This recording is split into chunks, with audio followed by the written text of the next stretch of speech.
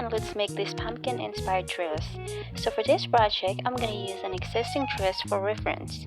And what I like to do is to turn this dress inside out, tuck the sleeves inside and trace the bodice. And whatever you do, don't forget to add extra for the seam allowance.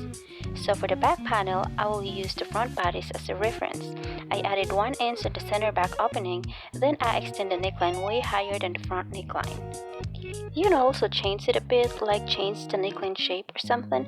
It will really add details to your piece. So for the skirt, I tuck the bodice inside and fold the dress in half. Lay it flat into my pattern paper and just trace it. Example, if this is your skirt form, add 4 inches to the top and then 2 inches in the bottom.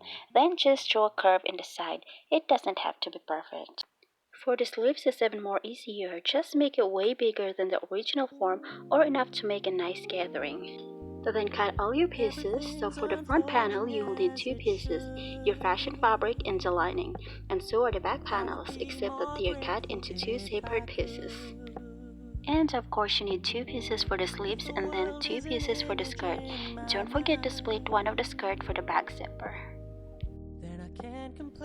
To construct the bodice, place the back panels along with the front, right side together and sew the sides. And do the same with the lining and join both pieces together. But I guess when all is said and done, I'm pretty happy with this picture, 'cause everything's unfolding as it should. Then I sew it about 1/2 of an inch seam allowance, and then once it's done, I make small notches on the neckline and then add to a top stitching on the lining side only.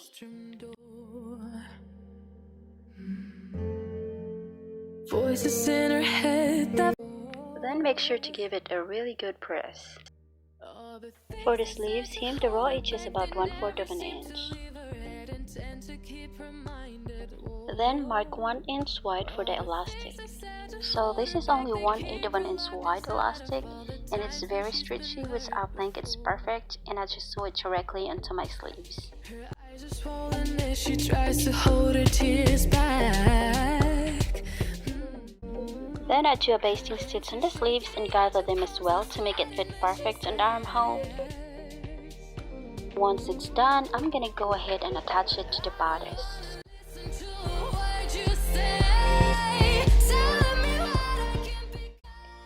So for the waistline accent, I cut 2 inches wide and 26 inches long of fabric.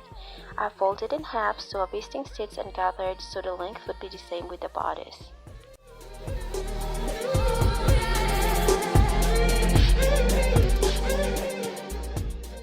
Pin and sew it directly in the bottom of your bodice. Staring at herself in the mirror on the restroom door. For the skirt, join the front and the back panels together and sew the sides. Did that mirror what she's heard before? All the things they said to hold her back, they never seem to leave her head and tend to keep her mind at war. So for the ruffles, I cut 2.5 inches wide and 60 inches long of fabric, and then I hem the raw edges and I do a basting stitch so I can gather them as well. She tries to hold her tears back. So just take your time to gather your ruffles until the length is equal to the measurement of the skirt.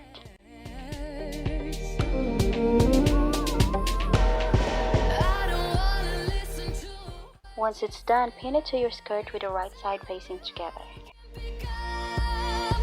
And I've been looking forward to this day.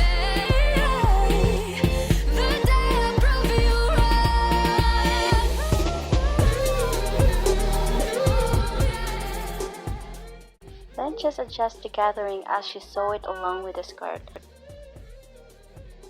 Then you might also want to overlock or serge the raw edges because it's kind of messy. So here it is. Now I'm gonna do a top stitching.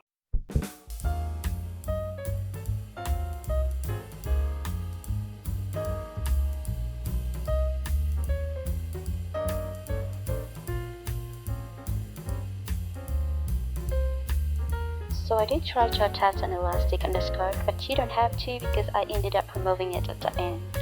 Okay, so I also did another basting stitch again on the skirt, but I promise this is gonna be the last gathering. Alright, now join both the bodice and the skirt together.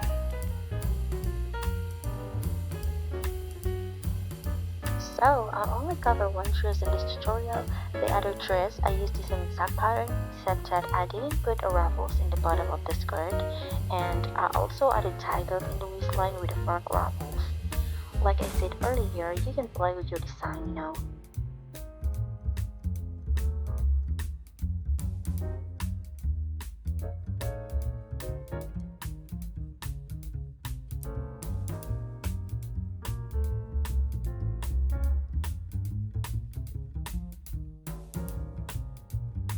Next is to attach the zipper. This is probably not the right way to do it, but it works for me, so I guess it's okay.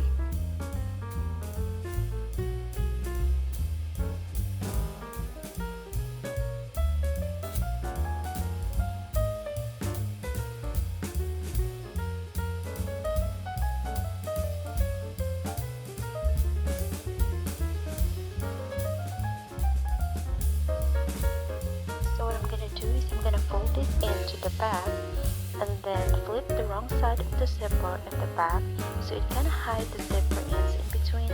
Then I'm gonna overlap the fabric just a little bit, enough to cover the zipper tip.